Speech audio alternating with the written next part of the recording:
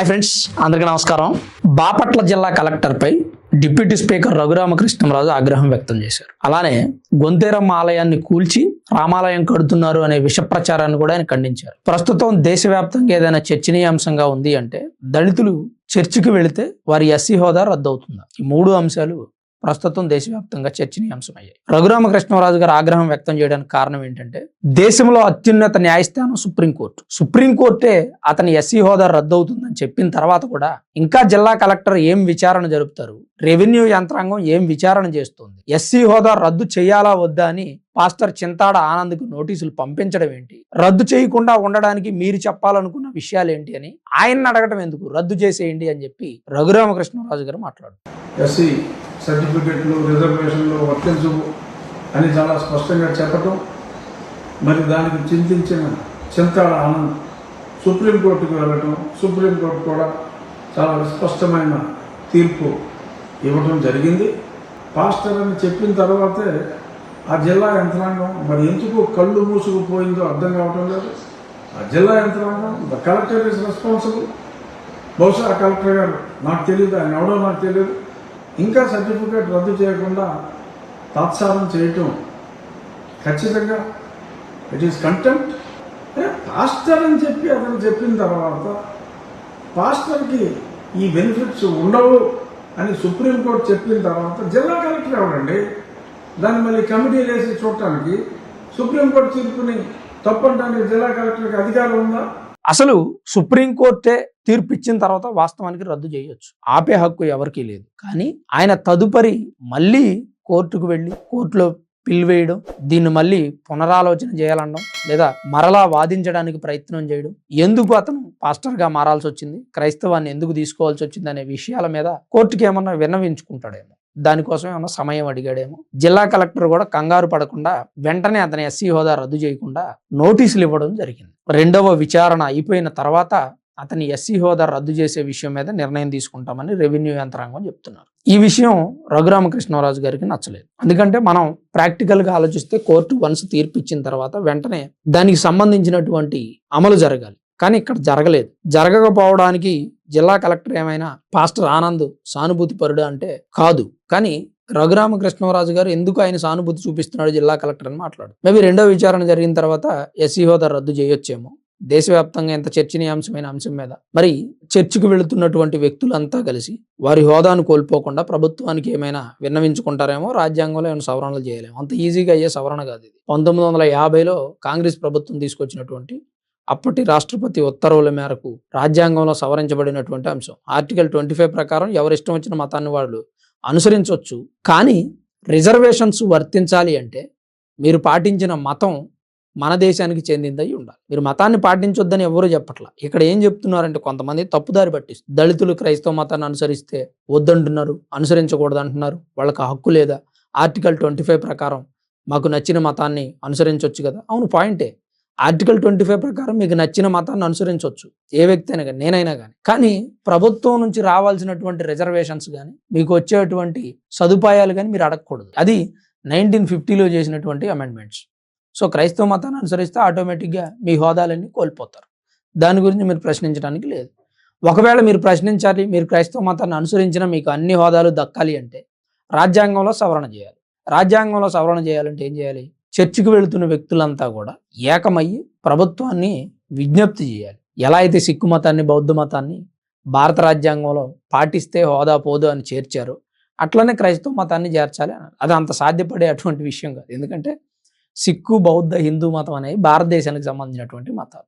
క్రైస్తవ మతం అనేది విదేశీ మతం. దాన్ని మన రాజ్యాంగంలో చేర్చడం అంటే సాధ్యమయ్యే పనేనా? హిందూ మతాన్ని ఎన్ని దేశాల రాజ్యాంగంలో చేర్చారు? చేర్చలేదు కదా. ఎన్ని దేశాల్లో హిందూ మతానికి స్వేచ్ఛ స్వతంత్రాలు ఉన్నాయి? లేవు కదా.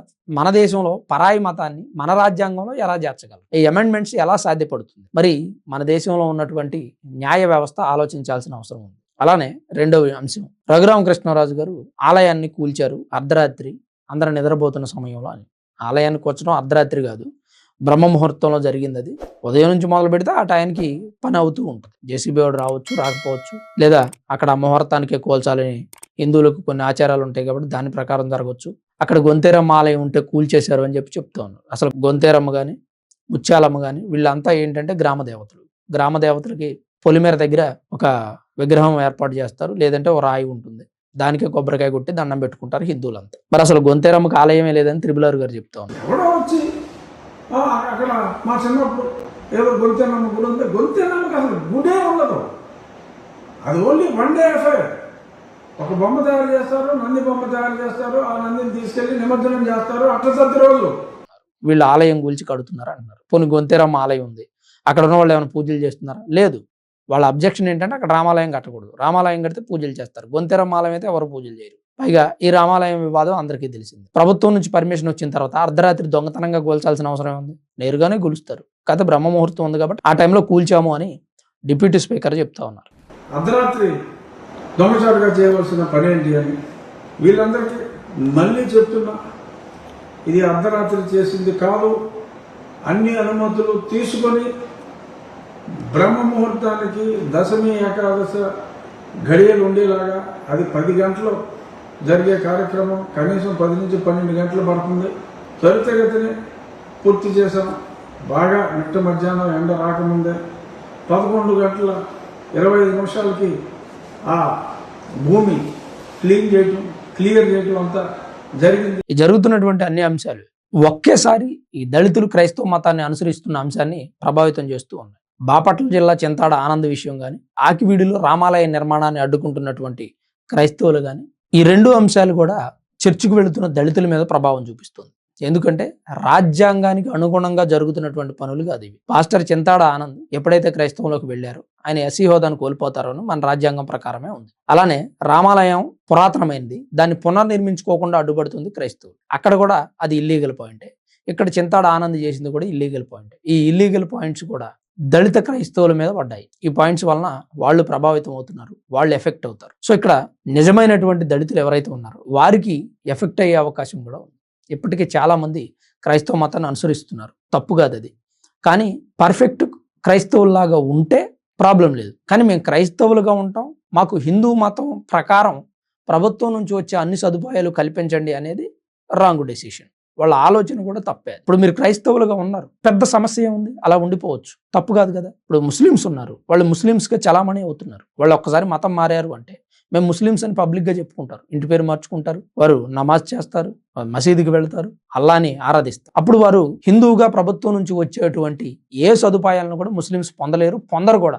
పొందే ఆలోచన కూడా వాళ్ళకు ఉండదు. ఏదైతే మైనారిటీలు ఉన్నారో వారికి వచ్చేటువంటి సదుపాయాలను పొందుతారు. మైనారిటీ వర్గాలకు మన దేశంలో ఏవైతే ప్రభుత్వం సదుపాయాలను కల్పిస్తుందో వాటిని ముస్లిమ్స్ పొందుతారు. మరి క్రైస్తవ మతంలోకి వెళ్ళిన తర్వాత మైనారిటీలుగా మన దేశంలో చలామణి అవుతారు. అప్పుడు మైనారిటీలకు వచ్చేటువంటి సదుపాయాలన్నీ క్రైస్తవులకు వస్తాయి. హిందువులకు వచ్చే సదుపాయాలు రావు కదా. హిందువులు పొందేటువంటి రిజర్వేషన్స్ పొందలేరు కదా. ఈ పాయింట్ను క్రైస్తవులు మిస్ అవుతున్నారు కాబట్టి ఈ గందరగోళం అంతా నెలకొంది. ఇది సరి అవ్వాలి అంటే రాజ్యాంగాన్ని సవరణ చేయాలి, లేదా మేము క్రైస్తవంలోకి వెళ్ళాం కాబట్టి హిందువులకు ఇచ్చే సదుపాయాలు ఏవి మాకు వద్దు అని వాలంటరీగా వాళ్ళే బయటకు వచ్చి చెప్పాలి. అప్పటి వరకు ఈ సమస్య రావణ కాష్టంలాగా రగులుతూనే ఉంటుంది. దీనికి సరైనటువంటి క్లారిటీ ఇవ్వాలంటే న్యాయ వ్యవస్థలు, ప్రభుత్వం స్పందించాలి.